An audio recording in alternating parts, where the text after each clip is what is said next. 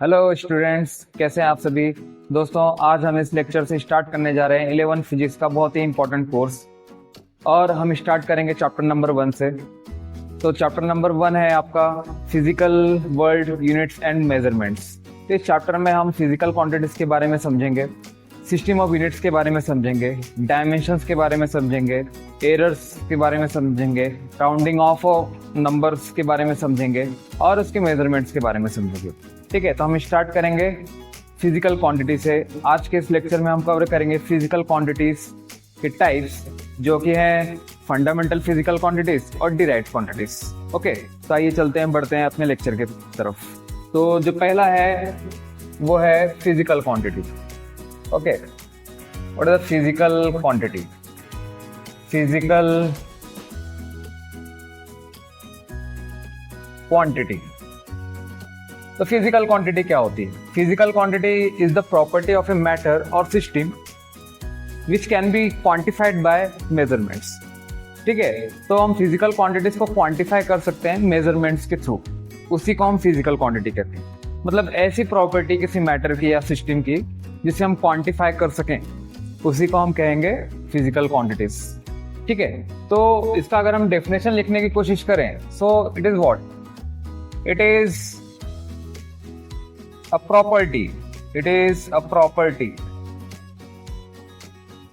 of matter. It is a property of matter or system which can be quantified,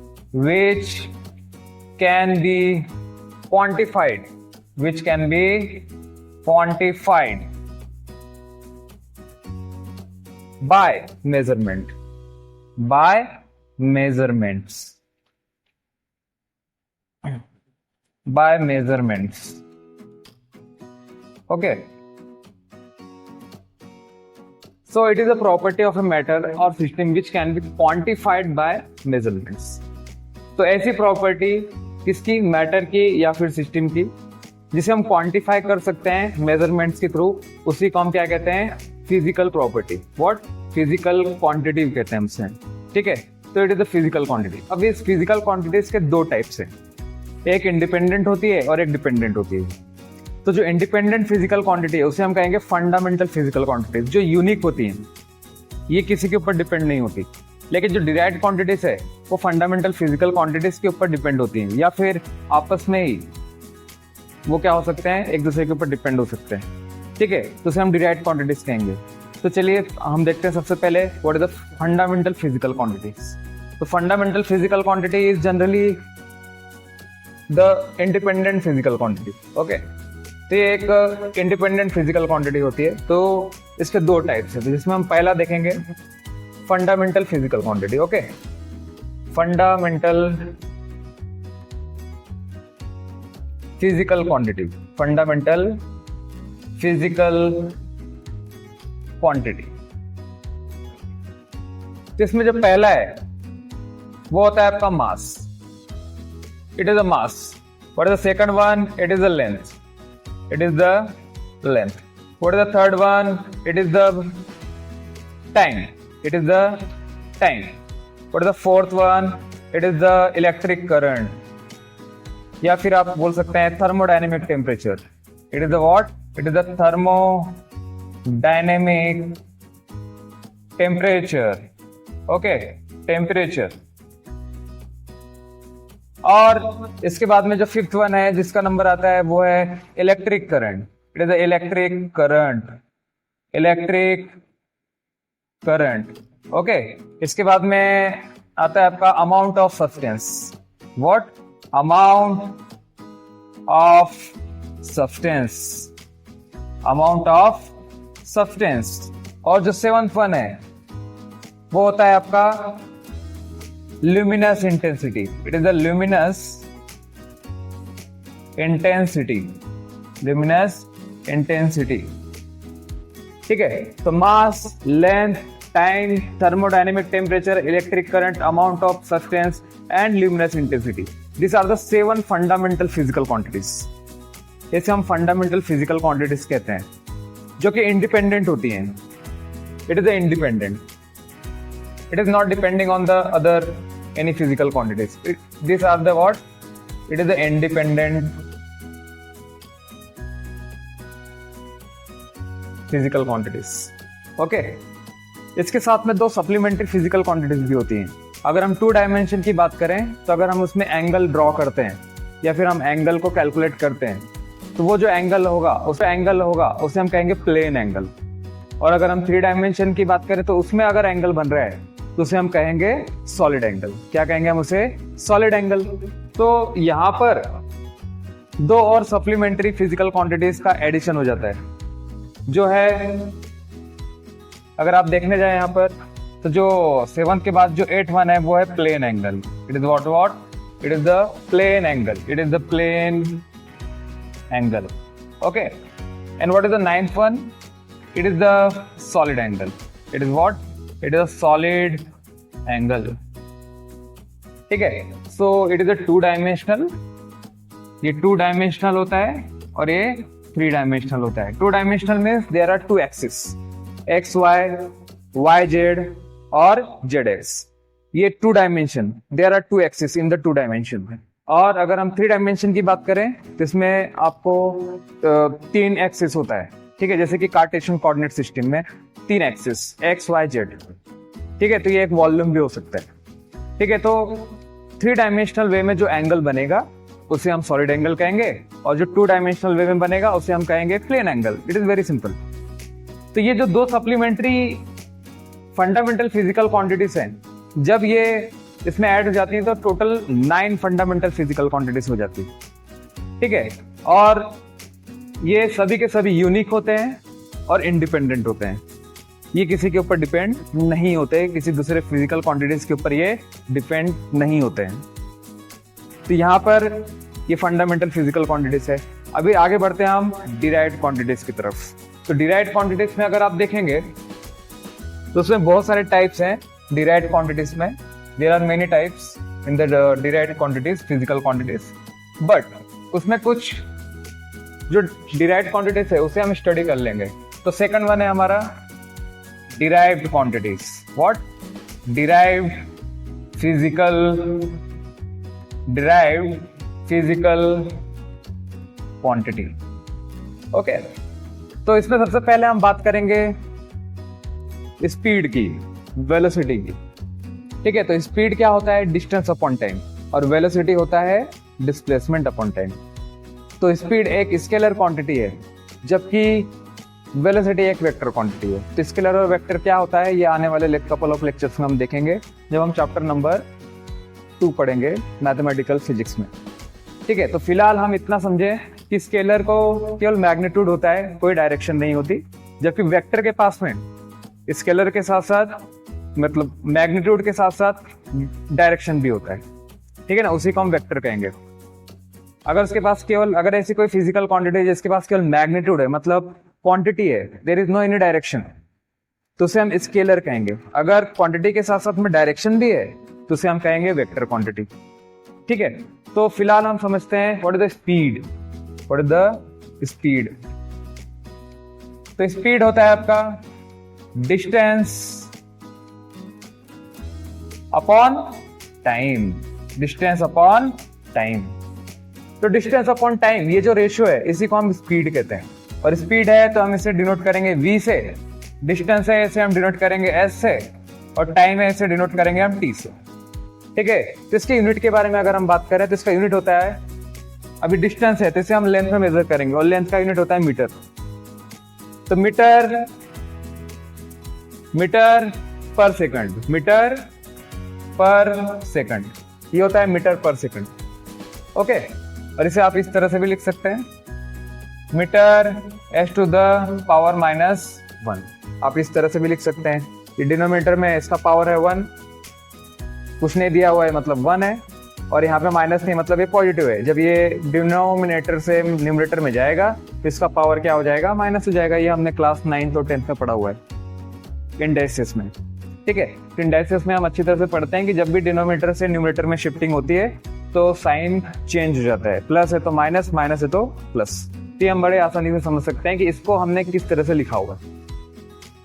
अब इसके आगे दूसरा है वेलोसिटी, ये पहली quantity. What is the second one? It is the velocity. It is what? It is the velocity. अब velocity है तो ये क्या होगा? Displacement upon time. ये क्या होगा? It is the displacement, displacement upon time. इसे कहेंगे हम डिस्प्लेसमेंट अपॉन टाइम। तो वेलोसिटी है तो इसके लिए हमें वेक्टर देना होगा, ऊपर एरो देना होगा, v के ऊपर हमें एरो देना होगा, तो v वेक्टर। ठीक है, अभी डिस्प्लेसमेंट है तो यहाँ पर s लिखा था, तो s के ऊपर एरो नहीं दिया था, तो डिस्प्लेसमेंट को डायरेक्शन होती है, इसलिए ऊपर हमने वेक्टर का साइन दिया हुआ है। और यहाँ पर टाइम है तो टाइम तो स्केलर क्वांटिटी है, तो हम t ही लिखेंगे। और इसका यूनिट भी सेम ही रहेगा, तो यूनिट है मीटर पर सेकंड, और इसे भी आप इस तरह से ही लिख पाएंगे, metre second to the power -1। इस तरह से हम इसको लिखते हैं। ठीक है, तो यहाँ पर स्पीड और वेलोसिटी ये दो डिराइव्ड क्वांटिटीज हैं। ध्यान दीजिए, ये दोनों डिराइव्ड क्वांटिटीज हैं, और ये स्पीड डिपेंडेंट है डिस्टेंस और टाइम पर, इसलिए ये डिराइव्ड क्वांटिटीज है। अगर ये डिपेंडेंट ना होते तो हम समझ लेते हैं कि हाँ ये फंडामेंटल फिजिकल क्वांटिटी है। लेकिन यहाँ पर जो स्पीड है वो क्या है? Distance upon time. ये दोनों के ऊपर डिपेंडेंट है स्पीड, वैसे वेलोसिटी भी डिपेंडेंट है डिस्प्लेसमेंट अपॉन टाइम के ऊपर। ठीक है, तो ये डिपेंडेंट है, इसलिए हम इसे डिराइव्ड क्वांटिटीज कहते हैं। ये तो अभी हमने केवल दो ही देखे, इसके आगे बहुत सारे हैं, लेकिन आगे बढ़ने से पहले हम समझ लेंगे कि डिस्प्लेसमेंट और डिस्टेंस में क्या डिफरेंस है, तभी हम समझ पाएंगे कि स्पीड क्या होता है और वेलोसिटी क्या होती है। ठीक है, तो डिस्टेंस और डिस्प्लेसमेंट का हम शॉर्ट में थोड़ा सा उसका अंडरस्टैंडिंग कर लेंगे, और फिर उसके बाद हम आगे के टॉपिक की तरफ बढ़ेंगे। तो हमारे दो डिराइव्ड क्वांटिटीज हो चुके हैं, लेकिन इसको समझने के लिए हमें डिस्टेंस और डिस्प्लेसमेंट का समझना जरूरी है। मान लिया हमारे पास में दो पॉइंट्स है, पॉइंट ए और पॉइंट बी, ऐसे दो पॉइंट्स हैं हमारे पास। ठीक है, तो पॉइंट ए और पॉइंट बी, इस तरह से हमारे पास में दो पॉइंट्स है, और हमें ए टू बी या फिर बी टू ए जाना है, तो हम किसी भी पाथ से जा सकते हैं। हमारे पास में इस तरह से कुछ पाथ्स दिए हुए हैं। ठीक है, पाथ नंबर 1, एक पाथ नंबर 2, और एक पाथ हमें दिया हुआ है विथ एरो। ठीक है, विथ एरो दिया हुआ है, मतलब डायरेक्शन के साथ दिया हुआ है। इसके पास में मैग्नीट्यूड भी है, और ये है पाथ नंबर 3, इसके पास में भी है डायरेक्शन। हम ए टू बी जाए तो ए टू बी, अगर बी टू ए आए तो बी टू ए, तो इसके पास में भी है, इसके साथ में मैग्नीट्यूड भी है, डायरेक्शन भी है। तो हमारे पास में तीन पाथ है, ए टू बी या फिर बी टू ए आने के लिए। लेकिन इसमें से डिस्टेंस कौन सा है और डिस्प्लेसमेंट कौन सा है, ये हम आइडेंटिफाई कैसे करें? तो जो एक्चुअल पाथ कवर्ड किया जाता है किसी भी ऑब्जेक्ट या बॉडी के थ्रू, उसी को हम कहेंगे, एक्चुअल पाथ को ही हम कहेंगे डिस्टेंस। तो एक्चुअल पाथ एक क्वांटिटी होती है लेंथ की, जिसे हम कहते हैं डिस्टेंस। तो ये एक्चुअल दूरी होती है, अगर हिंदी में बात बोलूं मैं तो एक्चुअल दूरी। ठीक है, तो ये दूरी होती है, लेंथ होता है ये, डिस्टेंस होता है ये। ठीक है, तो डिस्टेंस क्या होता है? Actual path covered by an object. तो एक्चुअल पाथ तीनों भी हैं, 1 2 3, हम कोई भी ले सकते हैं, तो तीनों भी डिस्टेंस है। तो डिस्टेंस का अगर मैं आपको डेफिनेशन लिखने के लिए कहूँ तो क्या आएगा डिस्टेंस का डेफिनेशन? डेफिनेशन मीन्स अंडरस्टैंडिंग जो आएगी इसकी, वो आएगी आपकी, डिस्टेंस का है actual path. What? Actual path covered by, actual path covered by an object between 2 points, between 2 points। Okay, अब चलते हैं हम डिस्प्लेसमेंट की तरफ। What is the displacement? तो डिस्प्लेसमेंट क्या होता है? Displacement is the shortest path between the 2 points। तो इस जो हमारे पास में 3 पाथ दिए हुए हैं, 1 2 and 3, there are 3 paths here between A and B. तीनों में से डिस्प्लेसमेंट कौन सा? तो जो शॉर्टेस्ट पाथ होगा, जो कि एक स्ट्रेट लाइन होगी किसी भी 2 पॉइंट्स के बीच में, उसी को हम कहेंगे डिस्प्लेसमेंट, और किसी को भी हम डिस्प्लेसमेंट नहीं कहेंगे। तो यहाँ पर आप देखोगे तो पाथ नंबर 3 जो है ये डिस्प्लेसमेंट है। ये क्या है? It is a displacement. तो इट इज अ डिस्प्लेसमेंट। तो path number 3 is displacement because it is the shortest path between the 2 points and it is a straight line. That's why we are calling it is as It is the displacement. Then what is the understanding of displacement? Displacement. तो displacement क्या होगा? तो यहाँ पर जो displacement है उसके लिए अगर हम लिखने की कोशिश करें तो ये होगा the shortest path. The shortest path between the shortest path between 2 points. Between 2 points is known as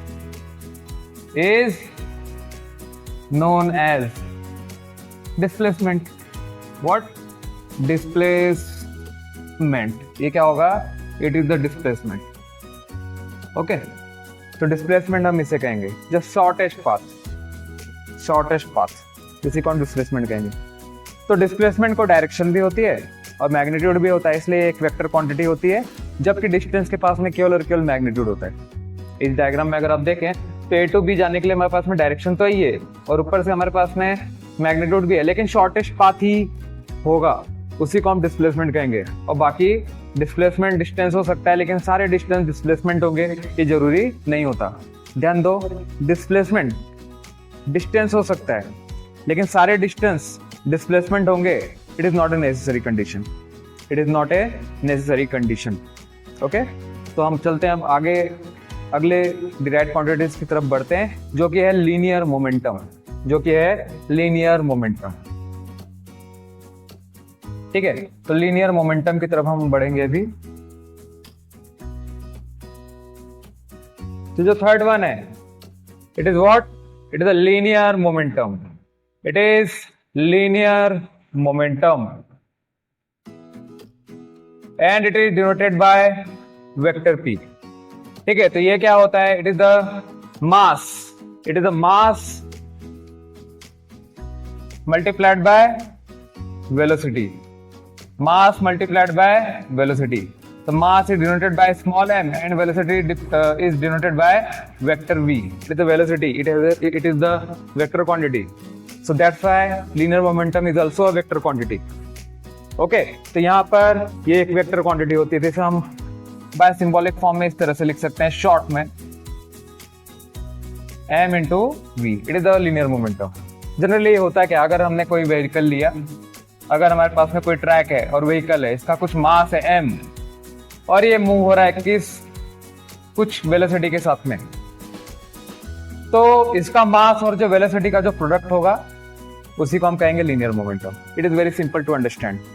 okay, तो लीनियर मोमेंटम किसी भी पार्टिकल के पास कब होगा? जब उसके पास में वेलोसिटी होगी और उसकी वेलोसिटी उसके मास के साथ जब मल्टीप्लिकेशन होगा तो जो क्वांटिटी बनेगी उसे हम क्या कहेंगे? Linear momentum. And it is the vector quantity. It is not a scalar quantity. It is the vector quantity because it has a direction also. Okay? तो हम चलते हैं अब आगे की तरफ बढ़ते हैं. तो अगर हम आगे की तरफ देखें तो हमारे पास में जो नेक्स्ट है वो है acceleration. Fourth one is acceleration. So what is the acceleration now? So acceleration is change in velocity. Acceleration is denoted by small a. ठीक है, तो acceleration क्या होता है? It is the change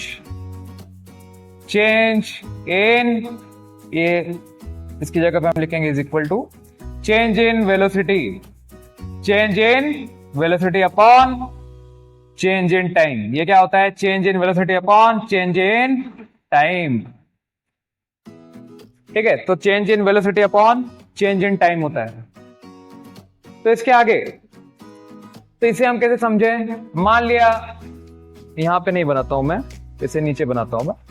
तो देखो, इसको समझने के लिए देखो, मान लिया हमारे पास में एक पाथ है, ठीक है, और यहाँ पे एक व्हीकल मूव हो रहा है.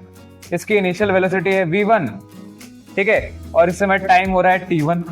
ये ऑब्जर्व कर रहा है कोई एक पर्सन जो है स्टैंडिंग पोजीशन में है और इसे ऑब्जर्व कर रहा है. ठीक है, और कुछ समय के बाद में ये देखता है कि ये जो व्हीकल है ये कुछ डिस्टेंस के साथ में आगे बढ़ जाता है, क्योंकि इसके पास में इनिशियल वेलोसिटी है. ठीक है, तो इसकी वेलोसिटी हो गई बाद में v2 और टाइम हो गया t2, जो कि इस पर्सन ने ऑब्जर्व किया है. तो ये देखता है कुछ समय के बाद ये व्हीकल ये यहाँ से पोजीशन नंबर 1 से पोजीशन नंबर 2 की तरफ ये क्या हो जा रहा है, मूव हो जा रहा है। तो यहाँ पर ये देखता है कि वेलोसिटी में चेंज आ रहा है तो टाइम में भी चेंज आ रहा है। ठीक है, तो इसके लिए हम क्या लिखते हैं, देखो एक्सेलरेशन। तो इसके लिए हम लिखेंगे, देखो acceleration is equal to v2 minus v1। तो कितना वेलोसिटी में चेंज आया, तो इतना वेलोसिटी में चेंज आ रहा है, और टाइम में कितना चेंज आ रहा है, t2 माइनस t1। तो इसको हम लिखते समय कैसे लिखते हैं, delta v upon delta t। तो यहाँ पे हम इसे एक्सेलरेशन लिखते हैं, इसे क्या लिखते हैं हम, acceleration. So it is the change, it is the change. तो यहाँ पर जो डेल्टा है, ये डेल्टा क्या बताता है आपको, चेंज। ये क्या बताता है आपको, चेंज। तो डेल्टा चेंज बताता है। अगर मेजरेबल चेंज है, लार्ज चेंज है, तो उसके लिए डेल्टा। अगर इस वेरी वेरी स्मॉल चेंज है, at a very instant time, अगर हम देखें बहुत ही स्मॉल चेंज के लिए हम स्मॉल डी का यूज करते हैं। क्या यूज करते हैं, स्मॉल डी का। स्मॉल डी का यूज जब हम करते हैं, स्मॉल डी का, तो उसे हम infinite at a very instant time के लिए करेंगे हम। ठीक है, तो यहाँ पर इसी को हम कैसे लिखेंगे, देखो इसी को हम लिख सकते हैं ए dv अपॉन dt। ठीक है, इस तरह से। तो small D is responsible for a very small change. तो बहुत ही स्मॉल चेंज के लिए हम यूज करते हैं, इसलिए हम dv अपॉन dt लिखते हैं। लेकिन ये डायरेक्ट नहीं हो सकता है, हम डायरेक्ट नहीं करते हैं। इसको मैंने लिख तो दिया, लेकिन इसे हम डायरेक्ट नहीं लिखते हैं, इसे हमें लिमिट करना पड़ता है। तो लिमिट कैसे करते हैं, आइए देख लेते हैं हम। तो एक्सेलरेशन समझ में आ गया आपको कि एक्सेलरेशन ये होता है। उसके बाद में हम थोड़ा सा इसके आगे चलते हैं और देखते हैं कि एक्चुअल में डेल्टा और स्मॉल डी में क्या डिफरेंस है। तो एक्सेलरेशन का जो फॉर्मूला है हमारे पास में, वो है delta we upon delta T. तो यहाँ पर जब ये टाइम हम बहुत ही छोटा लेंगे, बहुत ही स्मॉल लेंगे, at a very instant time, तो हमें इसको लिमिट करना पड़ेगा। तो इसे कैसे लिमिट करेंगे हम, तो देखो acceleration is equal to limit करेंगे हम किसको, टाइम को। तो कितना, near about zero but not zero, near about zero tends to zero but not equal to zero. तो जीरो के आसपास होगा लेकिन जीरो नहीं होगा, इसको बोलते हैं लिमिट करना। और यहाँ पे क्या हो जाएगा, delta we upon delta T. तो अब हम इसको लिख सकते हैं dv अपॉन dt। इस तरह से इसे लिखा जाता है। हम डायरेक्ट नहीं लिख सकते, हमें लिमिट करना इसको जरूरी है। जब तक हम लिमिट नहीं करेंगे इसको, तब तक ये नहीं होगा। ठीक है, तो ये होता है आपका एक्सेलरेशन। ठीक है, ये क्या होता है आपका एक्सेलरेशन। और इसका यूनिट होता है, वेलोसिटी का यूनिट है मीटर पर सेकंड, और टाइम का भी यूनिट है सेकंड। तो आप इसको इस तरह से लिख सकते हैं, मीटर पर सेकंड स्क्वायर। और इसको आगे जब चल के आप इसको न्यूमरेटर में जब लाएंगे तो ये हो जाएगा metre second to the power -2। So it is the unit of acceleration. So it is all about your acceleration. ठीक है, तो यहाँ पर मैं आपके नोट के लिए लिख देता हूँ, यहाँ पे मैं आपके नोट के लिए लिख देता हूँ। तो यहाँ पर delta for a large change, इसे आप लार्ज चेंज के लिए लिखते हैं, लार्ज चेंज। एंड और यहाँ पर जो स्मॉल डी है वो very very small change, small change. ठीक है, और इसको लिख सकते हैं इंस्टेंट, इंस्टेंट चेंज। ठीक है, तो इस तरह से हम इसका यूज करते हैं। तो डेल्टा और डी, स्मॉल डी में डिफरेंस है, इसका यूज हम करते हैं। ठीक है, तो it is a very very basic understanding about the acceleration. तो नेक्स्ट वन है हमारा फोर्स। जो नेक्स्ट डिराइव्ड क्वांटिटी है वो है फोर्स। तो हमारे कौन कौन से हो गए, स्पीड हो गया, वेलोसिटी हो गई, उसके बाद में हमारा हो गया है लीनियर मोमेंटम, अब हो गया है एक्सेलरेशन। तो एक्सेलरेशन के लिए जो है, एक्सेलरेशन के बाद हम चलते हैं हमारे फिफ्थ क्वांटिटी की तरफ, जो है कि फोर्स, जो है फोर्स। तो force is denoted by vector F because it is a vector quantity. तो फोर्स क्या होता है आपका, mass into acceleration, into acceleration. मैंने शॉर्ट में लिखा है एक्सेलरेशन। ठीक है, तो इस तरह से एक्सेलरेशन को शॉर्ट में लिखते हैं। ठीक है, तो ये एक्सेलरेशन हो गया, मास इनटू एक्सेलरेशन। तो ये जो क्वांटिटी है इसे हम लिखते हैं इस तरह से, मास इनटू एक्सेलरेशन, और ये होता है एक वेक्टर क्वांटिटी। तो इसका जो यूनिट आएगा वो क्या आएगा, kg metre second to the power -2।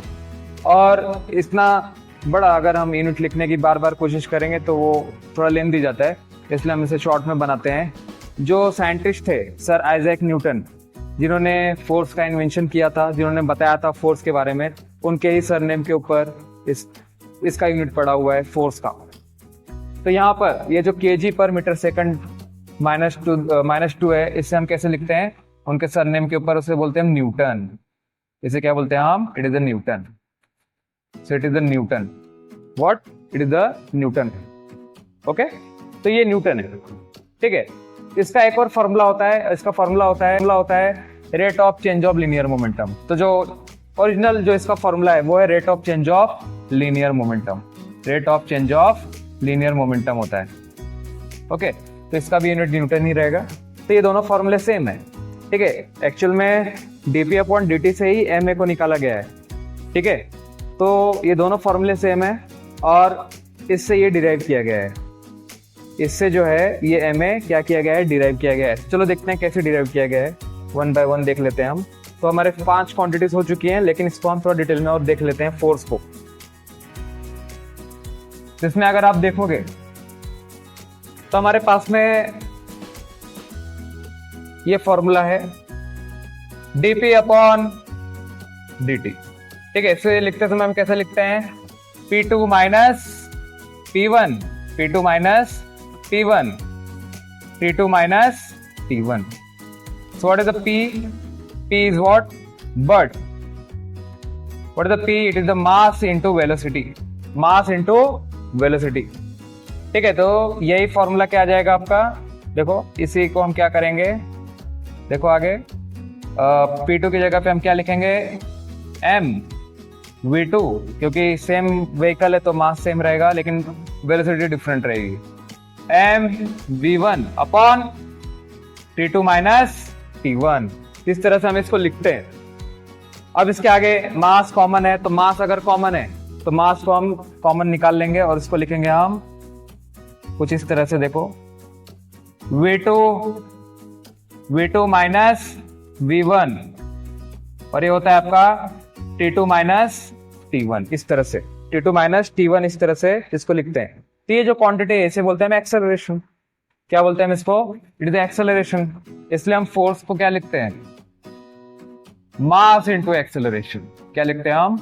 Mass into acceleration. So it is a very very simple derivation of a force or a rate of change of linear momentum, okay, which can be converted into the mass into acceleration. Okay, so it is very very simple understanding about the force. Okay, तो ये हमारे 5 quantities हो जाती हैं। इसके बाद हम चलते हैं आगे वर्क डन की तरफ। क्या? वर्क डन की तरफ। तो what is the work done? जो 6 क्वांटिटी हमारी वो है work. So what is the work?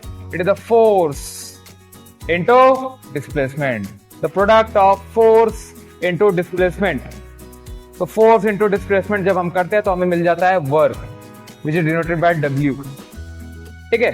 और फोर्स है, डिस्प्लेसमेंट है, इसे कहेंगे हम वर्क और इसका यूनिट क्या आएगा? न्यूटन मीटर, क्योंकि न्यूटन फोर्स का यूनिट है और जबकि मीटर किसका यूनिट है? डिस्प्लेसमेंट का, क्योंकि वो लेंथ है, इसलिए हमने यहाँ पे मीटर लिखा हुआ है। लेकिन जो साइंटिस्ट थे वो थे जूल, जिन्होंने इस क्वांटिटी का इन्वेंशन किया हुआ था, जिन्होंने बताया हुआ था, जिन्होंने समझाया हुआ था, उनके ही नाम पर ये क्या पड़ गया है इसका यूनिट, वो, और इसको बोलते हैं हम जूल। तो जूल एक्चुअल में न्यूटन मीटर ही होता है, इसे शॉर्ट में लिखते हैं सिंबॉलिक फॉर्म में capital J।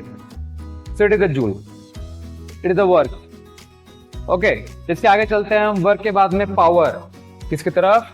Power. What is the power now? Power is what? तो पावर होता है आपका, power is denoted bye P, ठीक है। पावर को हम P से डिनोट करते हैं। तो पावर क्या होता है आपका? Work upon time. It is what? Work upon time. मतलब इसका अगर हम यूनिट बताएं तो ये क्या होगा? जूल पर सेकंड। व्हाट? जूल पर सेकंड। आप इसको शॉर्ट में इस तरह से भी लिख सकते हैं, joule second to the power -1, ठीक है। और जो साइंटिस्ट थे वैट, ठीक है, उनके सरनेम के ऊपर ये यूनिट पड़ चुका है, इसे हम बोलते हैं वैट।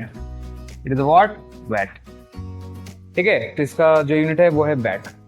इसके आगे आता है 8th वन, प्रेशर। क्या? प्रेशर। तो प्रेशर को भी हम पी से ही बताते हैं, तो दोनों का लगभग सिंबल सेम ही है, आप कुछ और भी ले सकते हैं। तो पी की जगह आप कुछ और भी लिख सकते हैं, तो कोई प्रॉब्लम नहीं है। तो हम पी ही लिख रहे हैं, कोई प्रॉब्लम नहीं, क्योंकि हमेशा हम प्रेशर को पी में ही लिखते हैं। तो don't be confuse with this power and pressure. तो आप जब पढ़ेंगे आगे, तो जब प्रेशर रहेगा तो पी ही लगाना है, और अगर आपका पावर है तो पावर की जगह पे भी आप पी लिख सकते हैं। ठीक है। तो pressure, what is the pressure? देखो, मान लिया ये डस्टर है, ये एक डस्टर है, ठीक है, जिससे हम बोर्ड को क्लीन करते हैं बड़े अच्छे से। तो ये डस्टर है और इसका ये एरिया है, ये दिख रहा है आपको, रेक्टेंगुलर एरिया, ये एरिया है। अगर इसके ऊपर हम फोर्स लगाएं, क्या लगाएं? फोर्स एरिया के ऊपर, तो जो क्वांटिटी बनेगी फोर्स पर यूनिट एरिया, उसी को हम कहेंगे pressure. It is a pressure now. So force per unit area, force per unit area. तो इसका जो यूनिट होगा वो न्यूटन पर मीटर स्क्वायर, क्योंकि एरिया क्या होता है? मीटर स्क्वायर होता है, वॉल्यूम होता है मीटर की, वॉल लेंथ होता है मीटर, इसलिए एरिया जो है मीटर स्क्वायर है। तो इसे आप इस तरह से भी लिख सकते हैं, newton metre to the power -2, इस तरह से भी हम इसे लिख सकते हैं। तो metre, newton metre to the power -2। और जो साइंटिस्ट है जिन्होंने प्रेशर का इन्वेंशन किया था वो थे पास्कल, तो उनके ही नाम पर ये यूनिट पड़ चुका है, और ये है pascal. It is the pascal. Okay, in short PA, pascal. तो ये पावर, ये प्रेशर। ठीक है। अभी तक हम 8 क्वांटिटीज, 8 डिराइव्ड फिजिकल क्वांटिटीज देख चुके हैं। और इसके बाद एक और है, इस बहुत सारे हैं डिराइव्ड क्वांटिटीज में, लेकिन हम जो बेसिकली जो पढ़ रहे हैं डिराइव्ड क्वांटिटीज के ऊपर, कम से कम मैं बता दूं आपको कि 9 तो है ही। तो 9 में से जो 9वां है वो है, जो 9th है वो है आपका डेंसिटी। ठीक है। तो density, what is the density?